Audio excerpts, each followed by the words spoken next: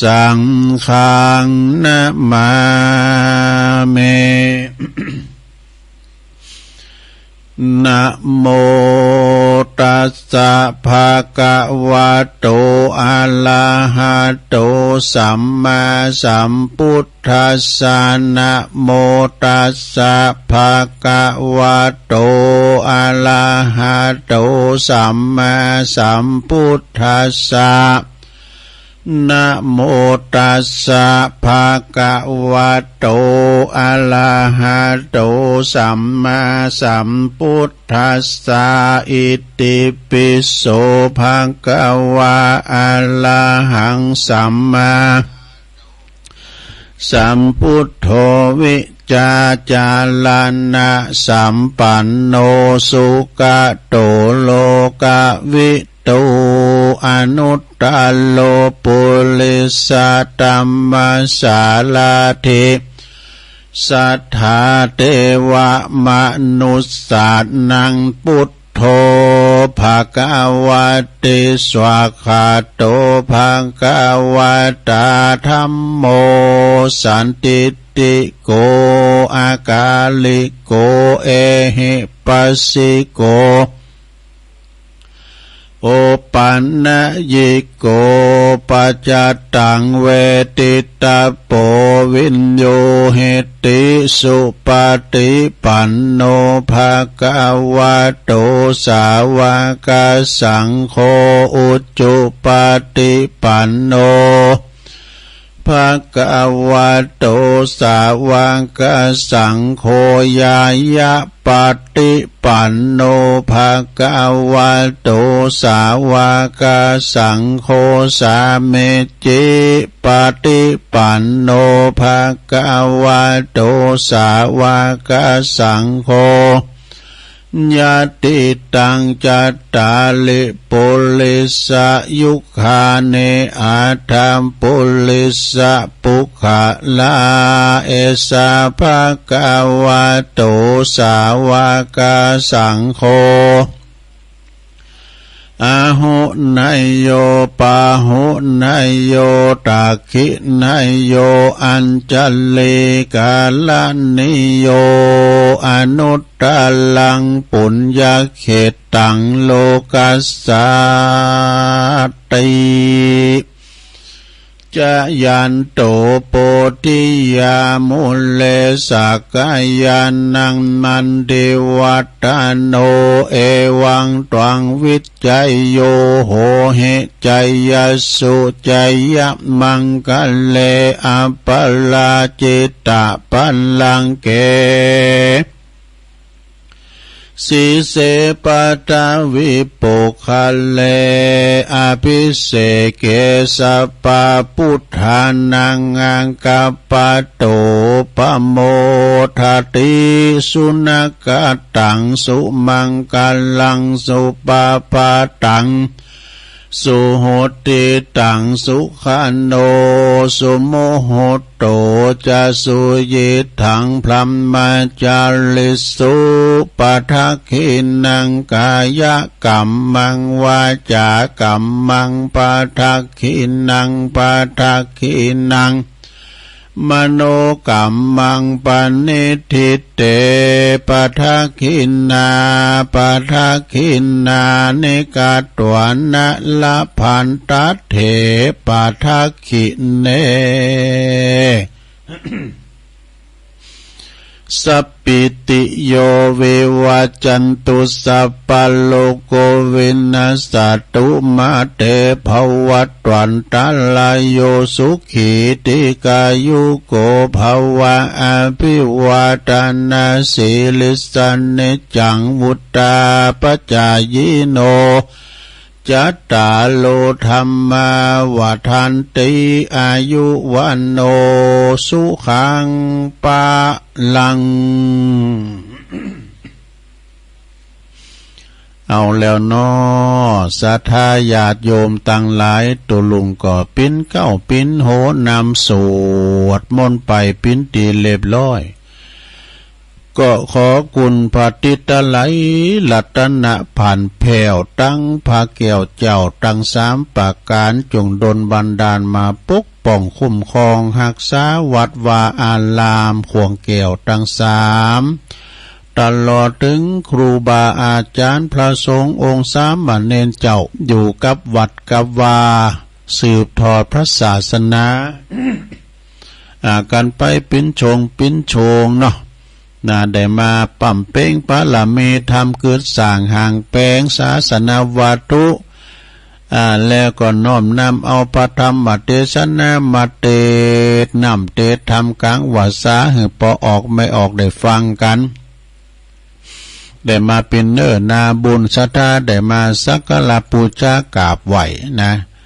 สดาญาติโยมก็เหมือนกันเน้อขอให้มีสุขภาพพลานามัยสมบูรณ์แข็งแรงหน้าแดงแสงเหอกินข้าวลำกินน้ำลมกินน้ำลงปิ้นลมโพใบใหญ่ลมใส่ใบนาได้ปิ้นดีปะตีปึงของลูกของหลานเนาะ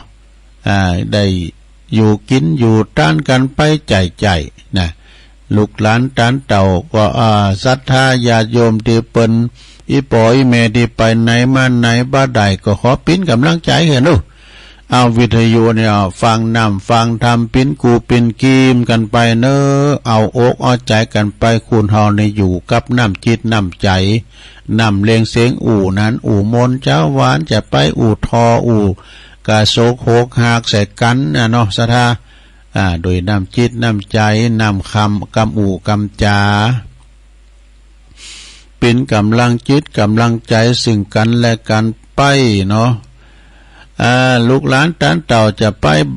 แอลกาดแอลลี่ครับรถขับลาก็ระมัดระวังพองรถมันหนักหนตั้งมันเมินฝุ่นตกรถติดเนี่ยหนตั้งมันเมินอันตรายเพราะว่าเมื่อคืนเมื่อวันอันตรายมันมากมีไปดีก็ปิกดีเดินทางแข็งขาปลอดภัยเน้อนะแล้วตอนนี้ไปตุลุงก็จะได้เอ่ยไปตั้งขึ้นสถานีบุญต่างๆเด้อวิทยุในเครือข่ายที่เปิดหับสัญญาณรายการธรรมะช่วงเวลาตั้งแต่ตี 3ถึง 5 โมงเนาะขอบคุณสถานีวิทยุเพื่อพระพุทธศาสนาเพื่อการศึกษาและวัฒนธรรมของวัดฝายหินเด้อตำบลสุเทพอำเภอเมืองเชียงใหม่ FM 104.50 เมกะเฮิรตซ์เด้อโดยเมตตาบารมีธรรมอาจารย์พระครูสมุวิสุวัฒน์วรกิจโจนะพี่น้องต่างองค์คันลงในเมืองก็ฟังกันไปนะคืนนี้คืนไก่คืนใหญ่คืนหลงขอบคุณสถานีวิทยุคณะสงฆ์อำเภอฝางตั้งอยู่ที่วัดพระพุทธบาทอุดมนำบ่อสาวาสำนักวิปัสสนา FM 100.25 เมกะเฮิรตซ์โดยเมตตาบารมีธรรมหลวงพ่อท่านพระครูสุจิตานุรักษ์หลวงพ่อใหญ่เจ้าคณะอำเภอฝางนะขอบคุณตุปีจำเริญโชติธรรมโมตุปีโจ้โดยองค์ตั้งพี่น้องเมืองฝางไม่อายใส่ประการก็ฟังกันหลงกันลายเน้อขอบคุณสถานีวิทยุแดนดินถิ่นล้านนาตั้งอยู่ที่บ้านฮงโงตำบลนำบ่อหลงอำเภอสันป่าตอง FM 103.50 เมกะเฮิรตซ์โดยคุณรุจิสมบัติเงาคำเน้อขอบคุณสถานีวิทยุคลื่นธรรมะของชุมชนวัดห้วยตองซักตำบลห่วงเปาจอมตอง FM 98.75 เมกะเฮิรตซ์โดยเมตตาบารมีธรรมอาจารย์พระครูวาปีวรมานิตท่านพระอาจารย์ชาวลิชยวังโสโซนไต่ก็ฟังตั้งแต่เพลงกันมาเนาะขอบคุณสถานีวิทยุมนเสียงธรรมอำเภอแม่แจ่มวัดบุพารามเนอะ FM 106.25 เมกะเฮิรตซ์โดยเมตตาบารมีธรรมหลวงพ่อท่านพระครูมงคลวิสิทธิ์หลวงพ่อใหญ่เจ้าคณะอำเภอแม่แจ่มเนอะแล้วก็ขอบคุณท่านพระครูปลัดอุทัยถึง2 อุทัยโดยพี่น้องแม่แจ่มก็ฟังกันหลงหลาย ขอบคุณสถานีวิทยุเน็กเนลเรดิโอ FM 96.75 เมกะเฮิรตซ์ตั้งอยู่ที่บ้านโจงตำบลทุ่งขวาวห้างหุ้นส่วนจำกัดอนุสรณ์เรดิโออำเภอเมืองปานจังหวัดลำปางเด้อขอบคุณสถานีวิทยุชุมชนคนเหนือเขื่อนตั้งอยู่ที่บ้านดงดำอำเภอฮอดจังหวัดเชียงใหม่ FM 90.75 เมกะเฮิรตซ์เด้อขอบคุณสถานีวิทยุเพื่อการศึกษาและพัฒนาอาชีพเรดิโอเน็ตเวิร์ก FM 103.00 เมกะเฮิรตซ์อำเภอเมืองปานจังหวัดลำปางขอบคุณสถานีวิทยุเรดิโอเน็ตเวิร์ก FM 99.50 เมกะเฮิรตซ์วิทยาลัยเทคโนโลยีเพื่อการจัดการกฟผ.แม่เมาะลำปางนะแล้วก็ขอบคุณสถานีวิทยุวิทยาลัยสงฆ์นครลำปางนะวัดบุญญาวาสวิหาร FM 106.50 เมกะเฮิรตซ์เนอะแล้วขอบคุณสถานีวิทยุสีคำเรดิโอบ้านนาเหลืองนอกอำเภอเวียงสาจังหวัดน่านเนอะ FM 92.50 เมกะเฮิรตซ์นะอันนี้เป็นลายจือลายนามขึ้นบุญต่างๆนะที่เปิ้นใดก็เกี่ยวกล่องสัญญาณนำรายการชงเจ้าตั้งแต่ตี3ปิ้นตุ่นไปรายการนี่ปิ้นรายการแหลกที่ปิ้นรายการสดๆมาโตปิ้นๆนะลงเด้อ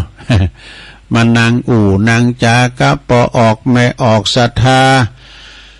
สาธุชนญาติโยมต่างหลายนะเป็นกำลังใจกันไปวันนี้ตื่นจืนขึ้นมาเจ้าจะนึ่งข้าวนึ่งปลาหุงหาอาหารทำสำหรับกับเขา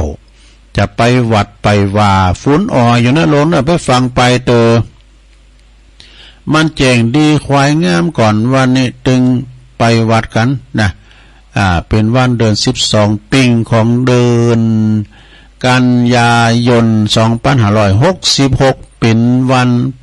ศุกร์เอาเหล่าเสาเอาหน่วยซะท่าเป็นวันศุกร์นะขอมีความสุขตลอดวันเนอะลงเนอะสุขกายสุขใจนะสุขมีหลายแบบสุขกายก็คือปราศจากทุกโศกโรคภัยไม่ได้มาเบียดเบียนนะหน้าแดงเพราะว่าบ่าแข็งแห้งต่างหน้าแดงแสงเฮอมิเปติอัมปัตพยาตมาเบียดเบียนอันนี้ก็เป็นบุญอย่างหนึ่งความสุขทางกายสุขของตั้งใจก็เอื้อกาศทายาโยมเนาะก็คือปราศจากความโลภความโกรธความหลงฟังนำฟังธรรมไปปรุงไปซะนะบ่จะว่าปรุงให้เข้านะปรุงว่างบุญเนาะแบกก่อนนักปรุงก็เบานะเนาะสดาญาโยมทั้งหลายก็ฟังเทศฟังธรรมเป็นกำลังจิตกำลังใจกันไปในระยะเวลาโอกาสฝนตกกลางวัดสาเนี่ยมันเปิงแต่เปิงโกนเนาะที่ว่าเฮาตื่นจืดมาได้ยินเสียงฝนตกฝนอ่อยแล้วมันรับโมนเนาะสะทามันยินอากาศมันยินก่อนมาฉะนั้นญาติโยมทั้งหลายวันนี้ก็ต่างอกต่างใจนะที่เฮาจะได้ไปวัดไปว่ากันแล้วกำเดียวก็จะเสนอน้อมนำเสนอข้อคิดต่างๆเนาะแล้วชงที่สองสุดท้ายจะโมงที่สองก็จะได้เทศน้ำเทศธรรมมรดกธรรมปืนเมืองเนอะก็ยังมีเจ้าภาพนะก็คงจะตื่นแล้วจ้าคุณแม่แสงจันทร์สมรูปนางสาวภัทรวดีสุดาคำน้องการอันนี้เปิ้นก็จะต้านหลายอย่างเนอะก็ได้ก้อยหำว่าจะต้านไปหาไผ่ผองไงนะแม่สีเสร็จธุระแล้วก็มาอ้ำใจธุระเสร็จ แม่สีธุระเสร็จตัวเนอะแล้วก็ปะเล่งนาลงกิตติวงศ์โดยปะเล่งนาลงกิตติวงศ์จากเมืองฝางแม่อายกันเนาะตานไปหาเพราะว่าต้านตลอดว่าสาเนี่ยลุงเนี่ย แล้วก็วันนี้ก็มีแฮมนายนำศิลนางสายหยุดนางสาวสริญญานะฮะนางสาวสริญญานามสกุลเปิ้นอ่านยากหน่อยนะธาราธารกุลวัฒนานี่ก็เกมนำหยาดไว้เด้ออันนี้เปิ้นอยู่ บ้านป่ายางตำบลป่าป้องดอยสะเก็ดนะก็เดี๋ยวก่อนเดี๋ยวก็ทำอันนี้มาไว้กันเนื้อสดาแล้วก็มีข่าวสารงานบุญแฮมเอกนะมีข่าวสารงานบุญสัจธรรมของชีวิตความยิ่งใหญ่เนี่ยอันนี้เคยวาแล้วนะสดาเดี๋ยวได้เอาอันวามกำเอาขาเวลาไว้หน่อยเนาะสัจธรรมของชีวิตอันยิ่งใหญ่คืออย่างข้อที่หนึ่งบ่มีมิตรสหายคุณใดเน้อที่จะยิ่งใหญ่ไปกว่าความหูเนี่ย แต่ก่อนตุลุงเป็นละอ่อนนักเลนว่า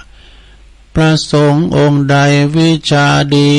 แม่จงพาลูกนี้ไปฝากท่าน ก่อนนะเปิ้นอยู่ตรงนะผมก็ได้จะหลายลืมหมดนี่นะอิ่มอิ่มก่อนรีบจะไปดูละครคนหนังทิ้งสำลับซับซ้อนให้ลุงลัง เฝ้าไปผ่อนหนังละครกันเนี่ยนั่นแล้วล่างถ้วยล่างจอนะเนาะมันมีโดดสมัยก่อนนะมาฟังนิทานกัดตายตื่นตุ้มกาอึ่งอ่างกับวัวกาลุงมีก็ง่ายนะ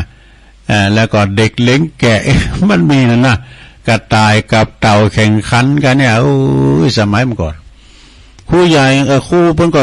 ขี่เล่านิทานนี้นะปวดเป็นติดอกติดใจหลอนก่อนในฟังนิทานนะอาจารย์ประเสริฐวรรณวิจิตรแต่ก่อนเนี่ยเพิ่นสอนโดเปิ้นเล่านิทานโมนโตยแล้วก็โศกน้ำก่อนนี่เปิ้นฟาดได้นะเอาบักกอกบางเอกนี่ใส่โหน้ำตาลุ้นลานบ่เนาะ แล้วก็เป็นโคตรบ่อนด้วยกันอาจารย์ที่สอนตุลุงนี่ก็หลายคุณหลายทันกันเดี๋ยวนี้ก็ยังมีอยู่นะอาจารย์ชนัยนันติในบุญบานวายบุญอาจารย์เลื่อนตะเซี่ยวอันนี้จะปอครูเก่าแต่นี่นะเป็นโคดฟุตบอลตัวเนี่ยเปิ้นก่อนเดี๋ยวนี้เป็นวิทยาวัจกรวัดไปแล้วเนาะสัจธรรมไปแล้วดูเอาว่าไปจะติธรรมอยู่สัจธรรมของชีวิตอันยิ่งใหญ่ก็คือหนึ่งบ่มีมิตรเกี่ยวสหายคำใดๆที่จะยิ่งใหญ่เกินไปกว่าความรู้ความรู้ก็คือปัญญาเนอศรัทธาปัญญาคือความรอบรู้ในกองสังขาร ปัญญาในเดนก็มีหลายอย่างปัญญาที่เฮาสืบสอดแสวงหานี่คือปัญญาความหู้หลายอย่างเฮาไปเห็นชังกลกา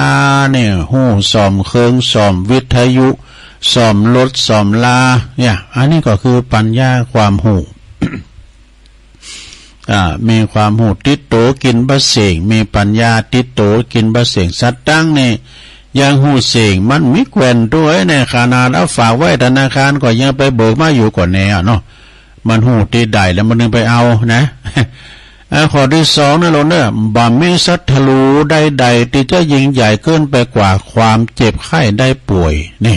รักษาถาดขันสังขารไว้ดีๆนะเราเนี่ยถึงวันนี่ตุลุงก็รักษานะศรัทธาที่บอกว่าตุลุงรักษาสุขภาพเนอก็จัดรักษาและถึงวันนี่นะหมอปนตกยามากินก็ฉันไปนะ3 เดือนนัดก็ไป เพราะว่าเขาอยู่กับยาอยู่กับหมอเนาะสดาเนาะถ้าว่าเปิ้นจะมาทำบุญนะเปิ้นจะไหวพารับศีลเนี่ยเปิ้นต้องฟังเฮาปันศีลเนี่ยนะถ้าเฮาหมอนัดเขาต้องฟังหมอ เขาต้องฟังหมอนะอย่างเนาะความเจ็บไข้ได้ป่วยมันมีเหมือนกันหมดเกิดแก่เจ็บปวดคือหมายความว่าถึงตายเด้อเจ็บป่วยเมื่อยไข้ก็ไปหงยุกหงยาบำบัดความเจ็บความปวดเนาะศรัทธาญาติโยมทั้งหลายเพราะว่าคุณเฮาเนี่ยสังขารคือสิ่งที่ทนได้ยากเวลาเฮาใจมันมาเมินโหเขาแข้งขาเป็นธรรมดาเสามันบ่ไข่หมั่นไปแล้วเนาะลุกก็โอยนั่งก็โอยเป็นไปตามสังขารสัจธรรมเฮาเนาะแล้วก็ข้อที่3บ่มีความหักใดๆที่จะยิ่งใหญ่เกินไปกว่าความรักของพ่อแม่นี่พ่อแม่นี่หักลูกนะเอาหักลูกมันเกี่ยวแก่นตาเนอะประคับประคบประงมนี่นะประวานะ เล่งดูปูปลาตั้งแต่ห้อยตีนเต่าฝาหอยฝาจ้อนนี่นะประมาณนะหักลูกหักเต่าเหมือนกับไข่ในหินโกไปตกไปตาวเนี่ยนะยิ่งบดเดียวในซ้ำให้กะสระเดือน12เนี่ยนะเวลาว่าเปิ้นลุ่มหายแต่จากไปกดตาลขันเข่าขันน้ำไปหาเปิ้นน่ะลงเด้อประคุณของปอของแม่นี่นะมีหนักมีหลายพระพุทธเจ้าเปิ้นได้ตรัสไว้ว่านิมิตตังสาธุลูปันนังกตัญญูกตเวทิตาความกตัญญูนี่เป็นนิมิตหมายของความเป็นคุณดีเป็นยี่ห้อของคุณดียี่ห้อรถก็ไม่ดูยี่ห้อรถนั้นยี่ห้อรถนี้แล้วยี่ห้อคุณก็คือความกตัญญูนะความกตัญญูพ่อแม่นี่หักลูกหักเต่าลูกเต่าก็หักพ่อหักแม่เวลาเฮาตัวน้อยๆเปิ้นก็ส่งหามส่งเฮ็ดเลี้ยงดูใหญ่นากะบ้านเฮ็ดจบแล้วก็เป็นตาเฮานะเป็นตาเฮาเลี้ยงเนาะความยิ่งใหญ่เด้อความหักของพ่อของแม่นะข้อที่4นะมีหยังบ่มีอำนาจใดๆยิ่งใหญ่ไปเกินกว่ากฎแห่งกรรมเนี่ยถึงเราแล้วก็ได้เนี่ยเนาะเราเหมือนมาแต่เนี่ยก็กรรมนี่ก็คือยิ่งใหญ่นะศรัทธาญาติโยมถึงมื้อถึงวันเฮามาเสวยกรรมเด้อกรรมเป็นคำกลางๆกรรมดีเรียกว่ากุศลกรรมกรรมขาวกรรมบดีก็คือกรรมดำอกุศลกรรมมาเฮานี่ก็เป็นกรรมดีนะศรัทธาเด้อเป็นกรรมดีกรรมขาวกินต้านไปนะกินต้านไปอย่าเนาะและข้อที่4สุดท้ายบ่มีคุณงามความดีใดๆจะยิ่งใหญ่เกินไปกว่า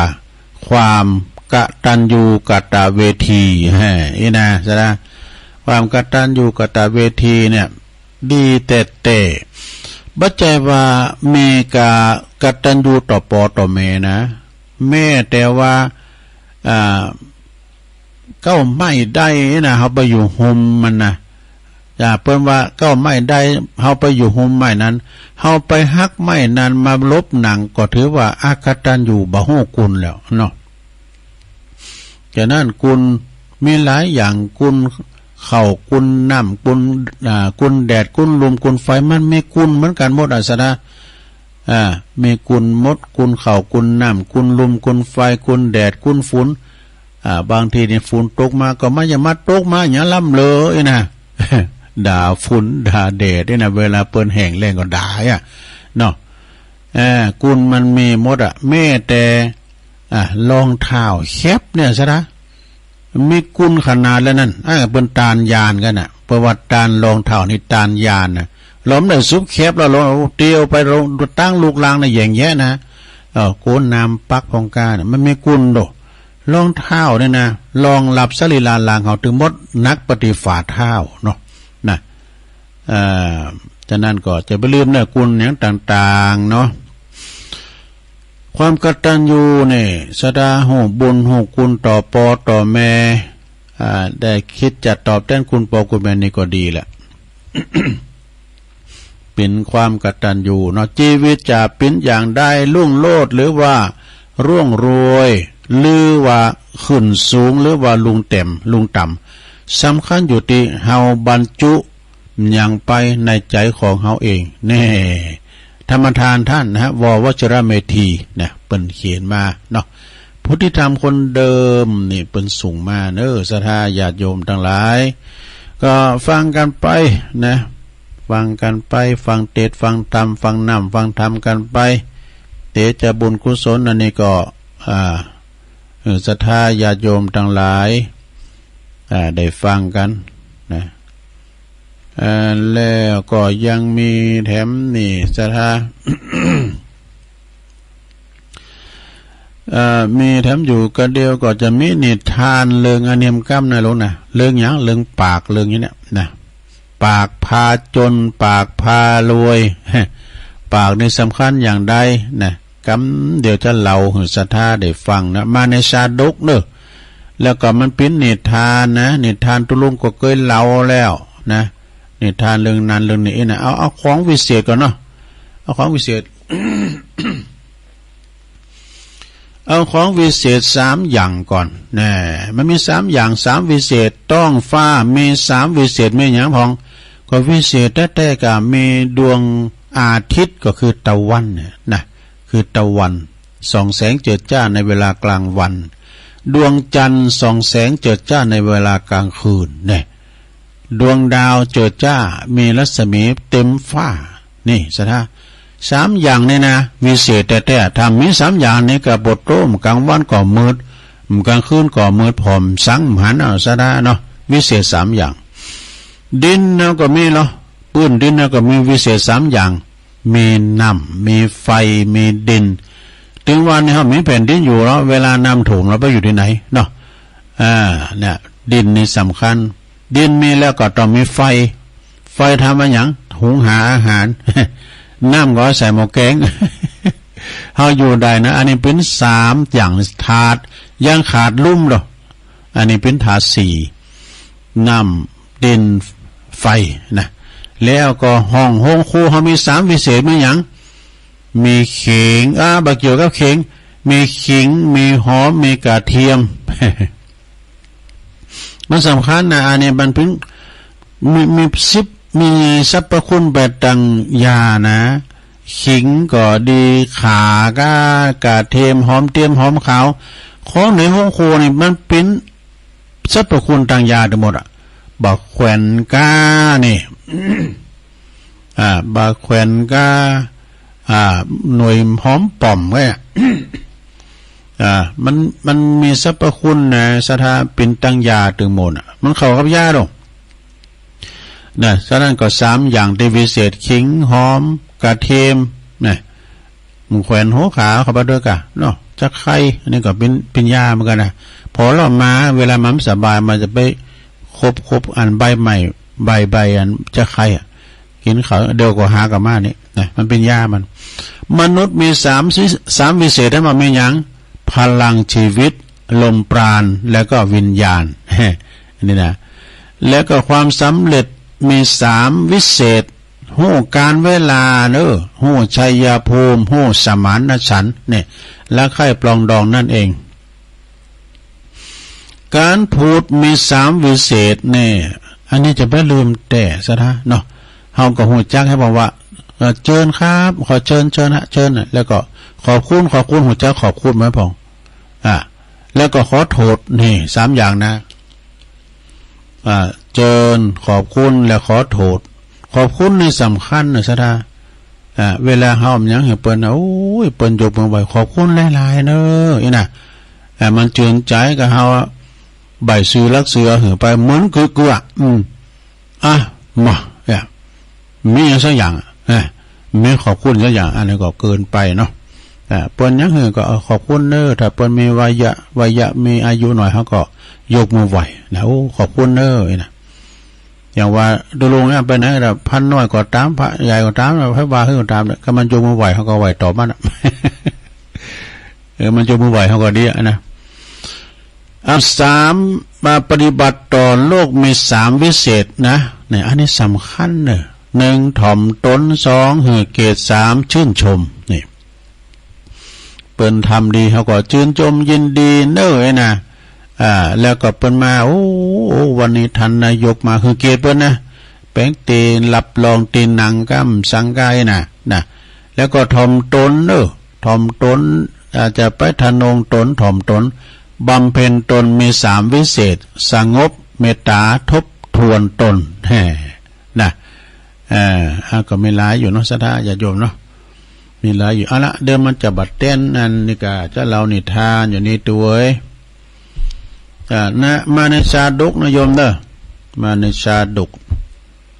จะเป็นอย่างใดนี่จะเล่านิทานสถาได้ฟังกันเนาะสถาเด้อฟังไปก็รับไป นิทานในธรรมนะสถาเป็นจะใดนิทานในธรรมนะพบคนชั่วเป็นเม็ดกาอันนี้มีพราหมณ์เนี่ยมันจะว่าปู่พราหมณ์เถ่ามันจะเนี่ยกษัตริย์พราหมณ์แพทย์สูตรปุ่นนะเลืองพราหมณ์ผู้ให้ของเลิศ5อย่างกัน พราหมณ์เนี่ยนะเปิ้นของเลิศหาอย่างก่อนของวิเศษที่หาอย่างนี่มีหยังพองดำเนินความตามกัมปีพระธรรมบทว่าองค์พระสัมมาสัมพุทธเจ้าของเฮาเนี่ยเปิ้นประทับอยู่ที่ในพระเจตวันทรงปราลบพราหมณ์ผู้หือของอันเลิศหาอย่างเด้อลงเด้อ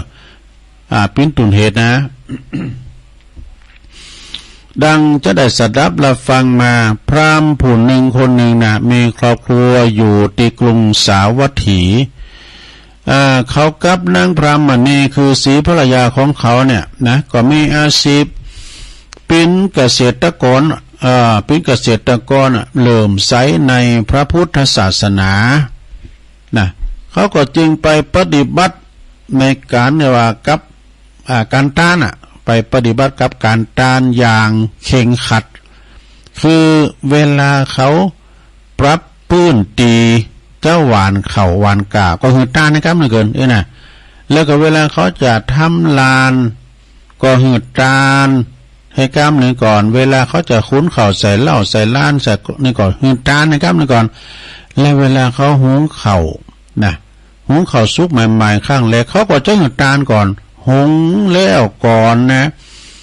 เอาไปตานก่อนที่จะกินเพราะว่ากินตานก่อนกินเนาะก็ทำหืดตานก่อนเขาคือเขาต้องทำทานแก่สมณพราหมณ์ตลอดถึงยาจกวรรณภิโภคคุณขอเนี่ยเป็นได้กินข้าวเขาก็ทำอย่างนี้มาเป็นประจำทุกปีได้เจว่าผู้ให้ของอันเลิศ5อย่างนี่นะของอันเลิศ5อย่างกันเนอสะท่าแล้วเปิ้นก็บอกว่าพระบรมศาสดาทรงหันอุปนิสัยแห่งผล3เนอะแห่งผล3ของพราหมณ์และก็นางพรามณี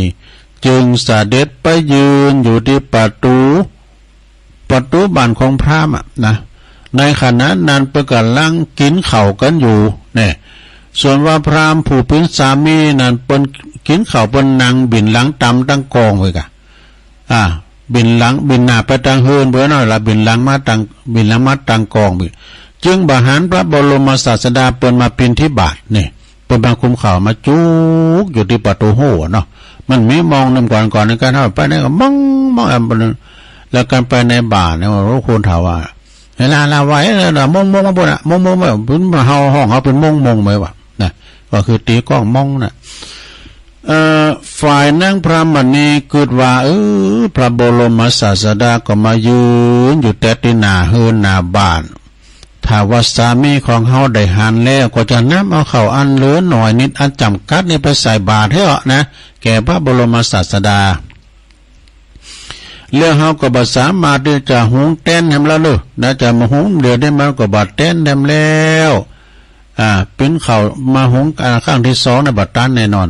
นางพระมณีก็จึงหล่อมแหลมออกจากตีกู้เข้ามาแล้วก็ก้อยๆอู่กับอัน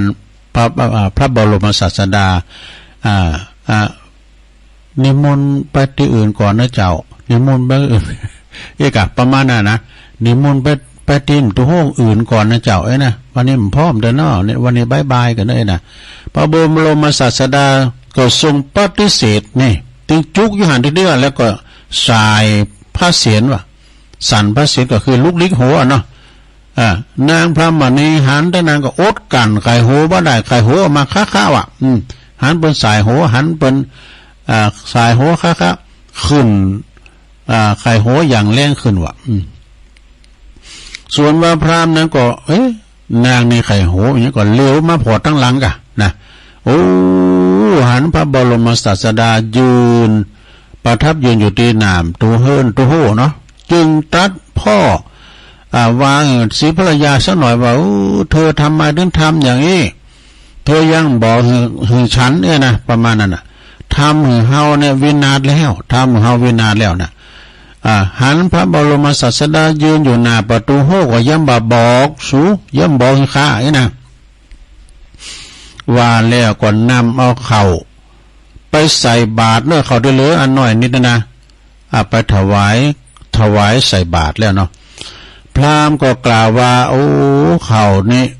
ปิ้นเขาเดินนะที่ข้าพระพุทธเจ้าฉันกินแล้วส่วนหนึ่งนะข้าพระพุทธเจ้ามีศรัทธาเหลื่อมใสศรัทธาอยู่มากหนักหลายแต่อาหารถวายไม่น้อยนิดนะขอพระองค์จงรับเถิดพระพุทธเจ้าข้าให้ดูพระพุทธองค์ก็จึงเปิดฝาบาทกันเนาะเปิดฝาบาทแล้วพราหมณ์ก็ได้นำเอาเขานั้นไปใส่บาตรถวายเนอะพระบรมศาสดาจึงตรัสว่าดูก่อนพราหมณ์และก็นางพราหมณีเฮาตถาคตเนี่ยแล้วก็สาวกสาวกของเฮาตถาคตนี่นะอาศัยคนอื่นปิ้นอยู่เนอะก็คือตุเจ้านี่ก็อาศัยอันศรัทธาญาติโยมนะปากต้องฝากต้องกับพอออกศรัทธาเนี่ยเปิ้นมาตานบ่ใส่บาตรก็ได้ฉันกับบ่ใส่ก็ได้ฉันเนี่ยกะพระจะทำทานอาหารป้านีดหรือว่าปินเด่นก็ตาม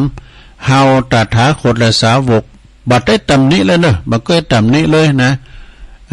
พราหมณ์และก็นางพราหมณีก็จงทำจิตใจของตนให้เลื่อมใสในผลทานของตนเถิดเนี่ยนะจะมีประวัติก็จะมีผลเลิศเพราะการหืดทานนั้นเป็นการโดยความศรัทธาเนี่ยเหล่าตถาคตเตเหอพราหมณ์และนางพราหมณีเมื่อได้ดวงตาหันธรรมแล้วก็บรรลุธรรมพระบรมศาสดาจึงดูบุพกรรมของพราหมณ์และนางพราหมณีทั้งสองนี่ว่าโอ้จิตอยู่ในรูปถาดอยู่เลยนะจึงตรัสพระคาถาว่าสัพพโสนามรูปะสมิงซึ่งก็แปลว่าความถือว่าเฮาของเฮาหรือว่ารูปนั้นทั้งสิ้นนี่บ่มีแก่ผู้ใดนะผู้ใดบ่เศร้าบ่โศกเพราะความบ่มีผู้นั้นนี่แหละนะดีเหล่าตถาคตดีผู้นั้นแหละเฮาเรียกว่าภิกษุนะเพราะเรียกว่าภิกษุอธิบายว่าผู้ใดยึดมั่นถือมั่นในรูปผู้หู้ในรูปประกอบด้วยธาตุสี่ขันธ์ห้าบ่มีของที่ว่าจะจี้ลางเทียงแท้เมื่อจบพระธรรมเทศนาพราหมณ์ก็ดีนางพราหมณีก็ดีก็ได้สำเร็จเป็นพระอริยบุคคลขั้นพระอนาคามิผลแน่จบเลิงพราหมณ์ผู้หืดตันของเราหาอย่างเพียงเท่านี้อันนี้นะไปเลิงแล้วลงเนอะแล้วก็ศรัทธาญาติโยมมีแถมเลิงหนึ่งนะที่มาในศาสตร์ดกนะศรัทธาญาติโยมทั้งหลายตัวลุงกดติ๊กไว้แล้วนะเลบไว้กรรมแล้วนะศรัทธาเรื่องภิกษุหลายองค์มีศรัทธาญาติโยมนะพระโกกาลิกะไม่ไหนพระโกกาลิกะไม่นี่นะเดี๋ยวจะเล่าในทานตัวอันนี้ก็ไม่ในทานทำเหมือนกันพระเรื่องพระโกกาลิกะนี่ข้างหนึ่งในพระบรมศาสดาประทับอยู่ในพระเชตวันทรงปราลบพระโกกาลิกะเป็นผู้ที่ว่าทิศที่สูงด่าโมติเตียนนินตาด่าอัครสาวกทั้งสองทั้งซ้ายทั้งขวาโมคคัลลาและสารีบุตรเนี่ยมันติตำนิติเตียนด่าโดยกรรมหยาบคายว่ะนะผู้ปรากฏว่าแผ่นดินนะอันหาพระมารบ่ได้แยกแยะเป็นสองนำเอาเรือนรางทั้งรางของพระโกกาลิกะเนี่ยลงสู่มหาอาเวจีนรกนำความสิบหายความพินาศโดยวาจาของตนโดยแท้เนี่ยมีเรื่องอยู่ว่าพระสัมมาสัมพุทธเจ้าเสด็จไปนะเปิ้นก็ไปสู่ที่ธรรมสภาภิกษุทั้งหลายก็มาจูตนากันแล้วก็มากราบทูลเรื่องพระโกกาลิกะนี่นะผู้มีความพินาศเพราะปากเนี่ยเพราะปากเนี่ยนะชรานะปากพาจนผู้มีแผ่นดินหุบเข้าปากนี่ พระบรมพระสัมมาสัมพุทธเจ้าจึงตรัสในอดีตนะอดีตหลังปางก่อนเตียนของพระโกกาลิกะนี่นะว่าข้างหนึ่งเนี่ยนานมาแล้วในอดีตชาติปางก่อนเนี่ยพระโกกาลิกะนี่ถือกำเนิดเกิดมาเป็นเต่าเท่าตัวหนึ่งนะเป็นเต่าอยู่ตัวหนึ่งอยู่ในอาสาไหลอยู่ที่หนองสาระน้ำแห่งหนึ่งนะอยู่เหมือนเขาอันนี้ก็เหมือนเป็นเรานิทานเลย เมื่อก่อนในเราละกรรมนะสถามันเหมือนเดียวกันนะเป็นแนวเดียวกันมันมีอยู่กลางป่านี่มันมีสระน้ำสระหนึ่งน้องหนึ่งนะมีสัตว์สิ่งหิ่งห้อยมาอาศัยไหลอยู่ที่หันหลายและมีหลายเผ่าพันธุ์มีกวางมีหยังมากินน้ำหันเนาะแล้วก็ในนองน้ำที่อุดมสมบูรณ์โดยแมกไม้ป่านาพันธุ์มันมีตึงหอยตึงปูตึงเหนียวเนียงไม่หันมูดนะอาศัยน้ำอันอุดมสมบูรณ์นั่นอยู่มึนไปเนอะน้ำที่อุดมสมบูรณ์นั้นก็แห้งลงซะนะเพราะว่าฝนตกเนาะมันได้เปิ้นตัดไม้ทำลายป่าจ้ะนะ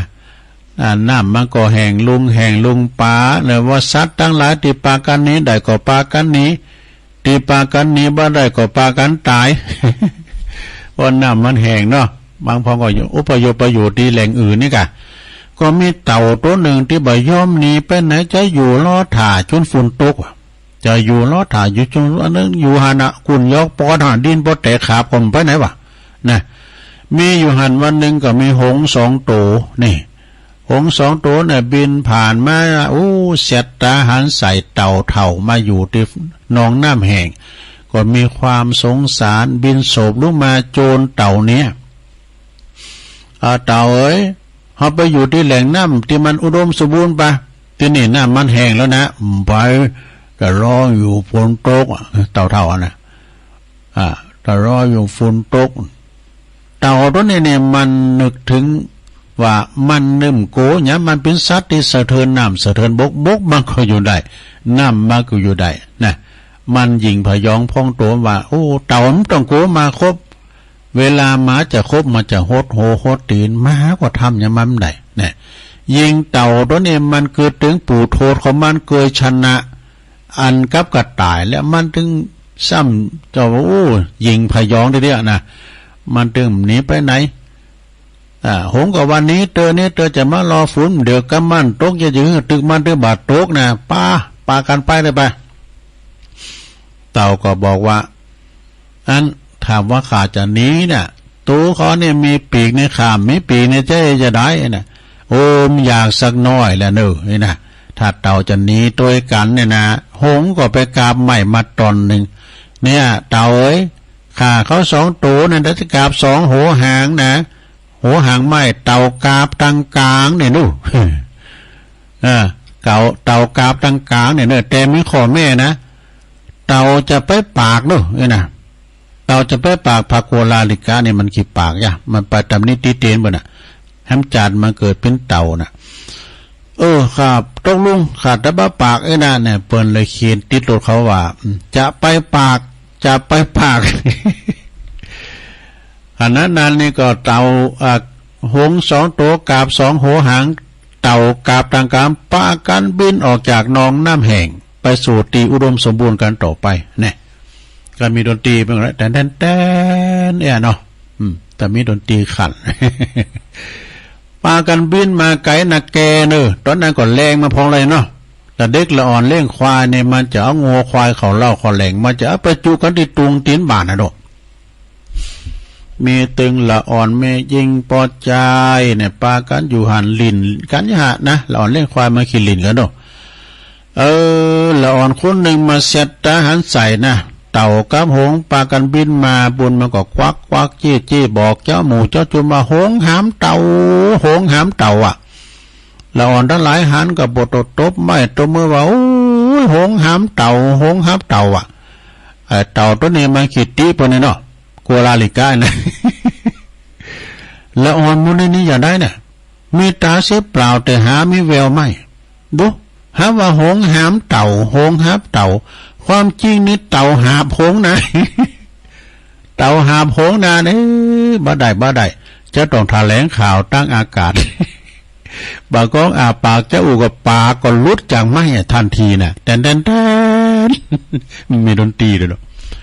เต่าตัวนั้นกับโปโตลอยละลิ้วปิวละล่องตกลงมาเซตดุสโมเรตายพอปากเนี่ย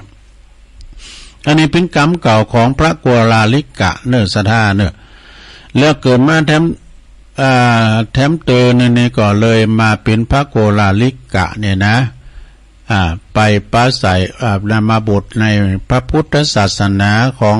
พระศาสนาของพระสมณโคดมนะแล้วก็ปฏิเตียนพระอัครสาวกทั้งสองเนี่ยนะก็จึงได้เกิดวินาศด้วยปากอันยิ่งใหญ่กว่าทุกๆครั้งเนี่ยเป็นว่าจึงพระพุทธเจ้าจึงตรัสว่าเป็นคาถาว่าโยมุกสัญญาโตภิกขุเนี่ยเป็นว่าเป็นต้นละแปลว่าเนาะพระภิกษุได้สำรวมการพูดการปากโดยความไม่ฟุ้งซ่านและแสดงอรรถธรรมการแสดงของภิกษุนั้นไพเราะดังนี้เมื่อจบพระธรรมเทศนาอุบาสกอุบาสิกาส่วนมาก่อได้ดวงตาหันธรรมเนอะได้ดวงตาหันธรรมได้บรรลุโสดาบันพระอรหันต์ปิ้นจำนวนมากหลายนะจบเลิงพระโกลาลิกะเพียงเท่านี้เอวังก็มีด้วยประการฉนี้เพื่อเขียนนี่นะก็เลยว่าไปตามนั้นแหละจบไปเลยสาธาญาติโยมทั้งหลายเนาะอันนี้เป็นเรื่องของการของการอู่กันจาเนสดาปากพาจนเนอะปากพาจนนะสถานเนอะเอาแล้วเหลือชั่วโมงที่สองตัวลงจะเตดนำเตดทำกันเนอะของแม่แสงจันทร์สมรูปนางสาวภัทรวดีสุดาคำน้องการสมรูปนางสาวภัทรวดีสุดาคำน้องการแล้วก็นายนำสินนางสายหยุดนางสาวสริญญาทราธาระกุลวัฒนาเป็นอยู่ป่าป้องดอยสะเก็ดปุ่นนะบันไปย่างแล้วก็เมสีธุรเสร็จนี่แล้วก็พระเลงนรงค์กิติวงศ์เนาะวันพรุ่งนี้ก็ยังจะมีพระธรรมเทศนาอยู่เนอะนะแจ้งความจำนงมาก็มีโยมกรกมลเขยกลางพร้อมบุตรหลานทุกคนเปิดจัดตั้นนำตันธรรมเปิดจอดจงว่าเอาธรรมนี่ปานสูตรเดี๋ยวจะไปสอหาพอกันเด้ออันนี้ก็บอมตึกะนี่ปานสูตร แล้วก็คุณโยมนางสาวพันนิตาพรหมมินคุณแม่ทองคำพรหมมินจากแม่แตงอินตะขินปุณเนอปะกันว่าปุ้นตีงานที่วัดหนองเหงนะสวดมนต์เฉลิมพระเกียรติเนาะเอาฟังธรรมก่อนนะลงนะฟังธรรมก่อนก็เดี๋ยวก็มาปันปอนโวหารนำกรรมเนาะพ่อจานพ่อหลานอ้ายมาลาธนาธรรมกรรมนิพพานนั่งเย็นนากาลังรัมมังเย็นนากาใสยังปันติโตต่างโนมากังอุติสิตุงธรรมะมุตตมังปัจจังอาราธานังกะโลมาฟังทำไปก่อนรับไปในหลวงเนอทำจีไว้นะลูกพรามตายเกิดตีแล้วนะสนะลูกพรามตายก็ฟังว่าเนอนะโมตัสสะภะคะวะโตอะระหะโตสัมมาสัมพุทธัสสะตาตวานะมาเมสังอาคาสาติสัทธาอัญญาตาลังพระมานังอาลัมภากะเทศิสาทาโวดุลาสาโปลิสาตั้งหลายตั้งยิงใจมวลโมอันมาพร้อมอยู่น้ำนาอันนาวากาถาอันเนนาบาพุทธเจ้าได้พาลบยังพรามผู้หนึ่ง นั้นอยู่ในเมืองสาวัตถีราชธานีพราหมณ์ผู้นั้นก็มีสัมปาติเขาของมากนักและมีลูกชายผู้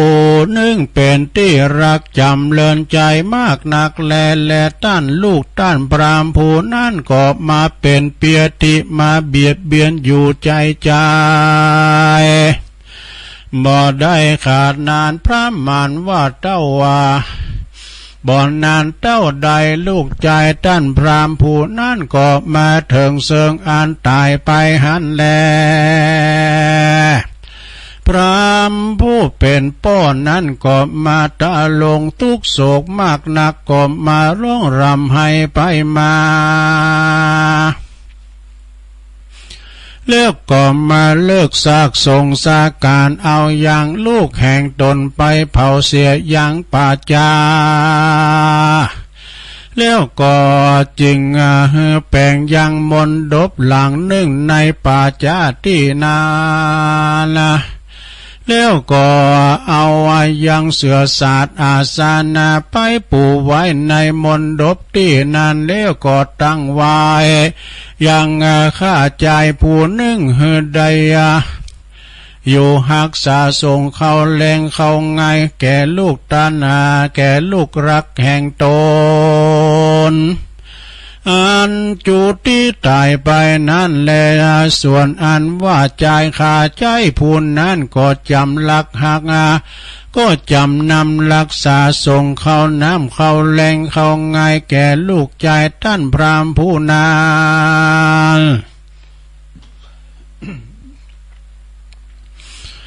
นานพระมารว่าได้ปีหนึ่งบ่ได้ขาดสักวันก็มีหันและนาเต้าว่ายังมีในวันหนึ่งนาละฝนก็มาตกน้ำก็มานองมากหนักใจผู้นั้นก็บ่อาจจะข้ามน้ำไปได้มันก็มายืนอยู่ที่หิมฝั่งน้ำนาทีที่นานในกาลยามนั้นก็ยังมีเจ้าภิกขุตนหนึ่งก็จะละเดินไปปินที่บาทเขาก็มาถึงที่นานหันและใจผู้นั้นก็นำมาผู้นั้นก่อนนำมันก็ได้ยินมันก็ยินดีมากนักมันก็เอาเขาอันจักไปส่งแก่ลูกชายท่านพราหมณ์นั้นมาใส่บาตรเจ้าภิกขุตนนั้นแล้วมันก็อุทิศส่วนบุญไปนาอันนั้นไปถึงอย่างลูกท่านพราหมณ์ผู้อันตายไปวันนั้นแล้วมันก็หนีไปสู่เรือนแห่งตนก็มีหันแลนนาตาสามิงคาเนในขณะยามนาลูกท่านพราหมณ์ผู้อันตายไปนั้นมันก็ได้เป็นเป็นเพศอยู่ในป่าจาตินานมันก็มาอนุโมทนาเอาส่วนบุญกุศลอันนั้นแล้วเข้าน้ำโภชนะอาหารทิพย์ก็มาบังเกิดแก่ลูกท่านพราหมณ์ผู้นั้นเป็นอันมากนากันว่ากลางคืนรุ่งคอนมันก็มาสำแดงเนมิตาฝันแก่พ่อแห่งตนว่าดังเน้นในกาละเมื่อก่อนข้าก็ได้เป็นลูกจำเริญลูกหลักจำเริญใจแก่พ่อและแม่ตั้งแต่ข้าตายไปนานป้ามันว่าได้ปีหนึ่งแล้วพ่อและแม่ก็จักหือเขาแก่ข้ากินพอคาบนึ่งก็หาบ่ได้เตื้อแลในวันวานี้พ่อและแม่จึงได้เขาแก่ข้าจึงได้กินข้าวน้ำโภชนะอาหารแห่งพ่อและแม่ในวันวานนี้แลปุณณทิวาเสกันวันลุนลุ่งเจ้าส่วนอันว่าพราหมณ์ผู้เป็นปอกัน กันว่าได้อาหารเนมิตตาฝันว่าลูกแห่งตนดาบอดได้กินข้าวดังอันก็จึงจักเรียกหามายังข้าจ่ายผู้นั้นมาถามว่าดังเนตสะดูลาข้าจ่าย กูก็ได้เหิมมึงได้ไปอุปถากหักษาอย่างลูกแห่งกูดังอันบาดนี้มึงบาดนี้ดังลืมมึงป้อยบ่หักษานั้นจ้าในกลางคืนนี้กูได้หันนิมิตฝันว่าลูกแห่งกูบอดได้กินข้าวว่าอันมึงมีก้าว่ามึงบอกไปส่งข้าวเฮือลูกกูกินแต่จะลือท่านในกาลายามนั้นใจผู้นั้นก็จึงบอกว่าดังนี้ข้าแด่เจ้าพราหมณ์ผู้เป็นเจ้าข้า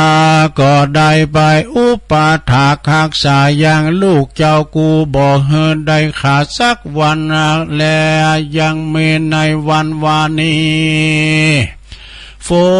นก็มาตกน้ำก็มานองมากนักข้าก็บ่อาจจะข้ามน้ำไปได้ยาข้าจึงได้เอาเขาอันจักไปส่งให้แก่ลูกเจ้ากูอันนั้นมาใส่บาตรแล้วก็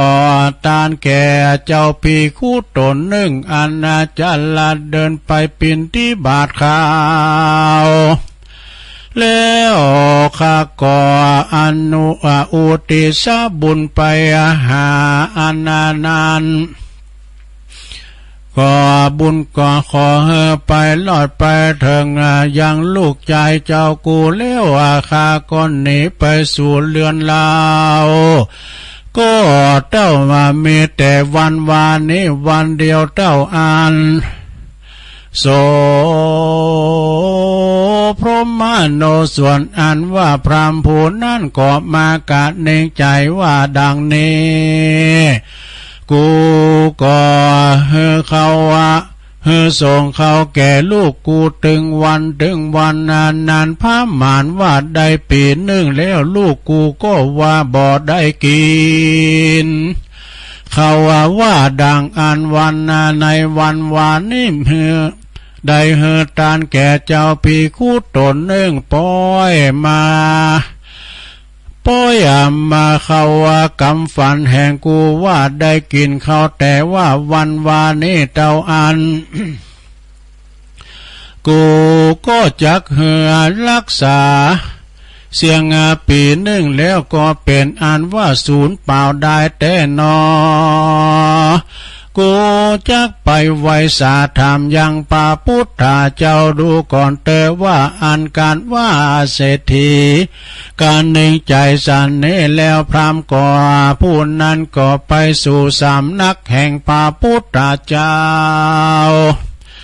นั่งอยู่ที่อันควรแก่ตนแล้วก็ไว้สาธรรมยังพระพุทธเจ้าว่าดังเนพันเตภกาวากาแด่สัพพัญญูพระพุทธเจ้าดังว่าปุกกะละผู้หนึ่งผู้ใด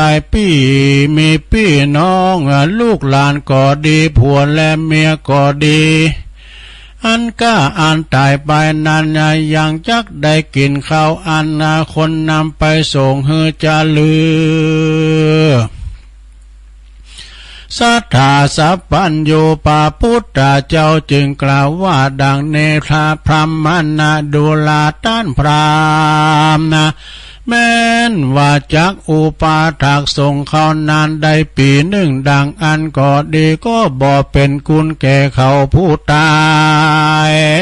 ไปอันนั้นสักอันแลเต้าว่ามักว่ามันมักว่ากันใครเป็นกุลดังอันแก่ผู้ตายไปนั่นก็เต้าว่ากวนกะทำบุญตานะแล้วก็อุทิศส่วนบุญตานไปถึงยังฝูงอันตายไปนั้นหันแลส่วนอันว่าพรามพูนนั้นกันว่ามันได้ยินกรรมแห่งพระพุทธเจ้าแล้วก็ ใจจมจื่นยินดีมากนักมันก็ไว้นบคบยังคบยำยังป่าพุทธาเจ้าแล้วก่อนหนีไปสู่เรือนแห่งตนหันแลปุณาทิวาเสในวันลุนลุ่งเจ้าพรามผู้นั้นมันก็มาถือเอาขันเข้าตอกดอกไม้ไปไว้ในศาลนิมนต์พระพุทธเจ้า กับต่างเจ้าปีคูสังฆาต่างลายไปสู่เรือนแห่งตนแล้วก็เฮือดตานเขาน้ำโภชนะอาหารตั้งหลายต่างๆกับโดยพาผ่อนต้นและอาสนากิลานาปัจจัยตั้งหลายแก่เจ้าภิกขุสังฆาตั้งหลายมีพระพุทธเจ้าเป็นประธานแล้วก็มาอุทิศส่วนบุญอันนั้นไปหายังลูกแห่งตนก็มีหันแล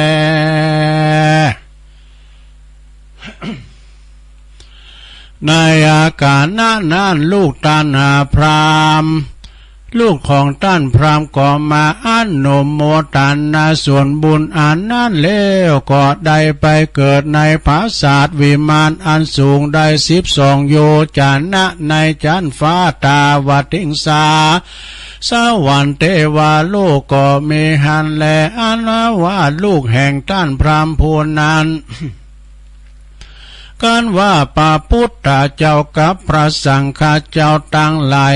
นี้เมื่อสุวิหารที่อยู่แห่งตนแล้วดังนะก็มาสำแดงยังเข้าของสัมปติทิพย์แห่งตนหือพ่อแห่งตนได้หันแลอาลานว่าพระมาผู้เป็นพ่อก็ได้การว่าได้หันยังสัมปติทิพย์แห่งลูกตนแล้วก็เมใจ